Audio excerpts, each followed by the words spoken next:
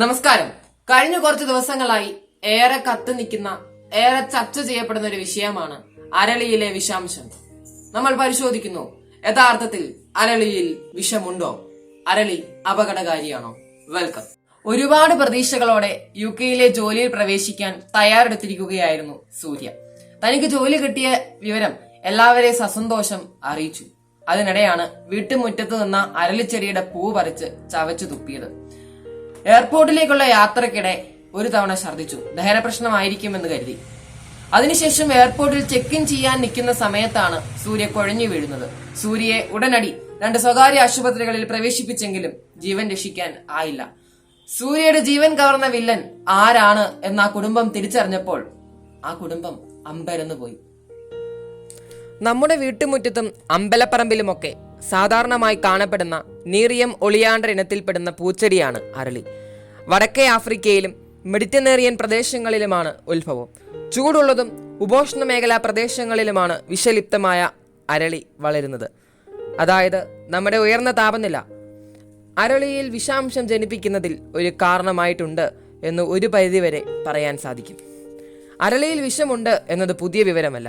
കാലാകാലങ്ങളായി ഇലയും പൂവും തണ്ടും കായയും വേരുമടക്കം സമൂലം വിഷമയമാണ് അരളി. ഇതേ വിഭാഗത്തിൽപ്പെട്ട എല്ലാ ചെടികളിലും വിഷാംശമുണ്ട്. നമ്മുടെ നാട്ടിൽ കാണുന്ന എല്ലാത്തരം അരളികളിലും വിഷാംശമുണ്ട്. ഇലകളിലാണ് കൂടുതൽ വിഷം. അങ്ങനെയാണല്ലോ കഴിഞ്ഞ ദിവസം അരളി ഇല കഴിച്ച ഒരു പശുക്കിടാവ് ചത്തത്.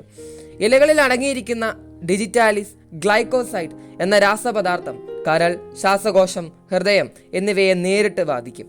രക്തം കട്ട പിടിപ്പിക്കുന്ന സംവിധാനം തകരാറിലാകും. കരളിൽ രക്തസ്രാവം, ശ്വാസതടസ്സം, ശ്വാസകോശത്തിൽ രക്തസ്രാവം, ഹൃദയസ്പന്ദനത്തിൽ വ്യതിയാനം, ഹൃദയസ്തംഭനം, ഹൃദയപേശികളിൽ രക്തസ്രാവം എന്നിവയ്ക്കും കാരണമാകും.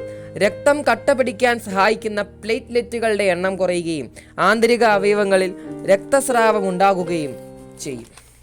ആദ്യം ഹൃദയത്തിൻ്റെ പ്രവർത്തനത്തെ പതിയെയാക്കുകയും തടയുകയും ചെയ്ത ശേഷം മരണത്തിലേക്ക് നയിക്കുകയാണ് ചെയ്യുന്നത്.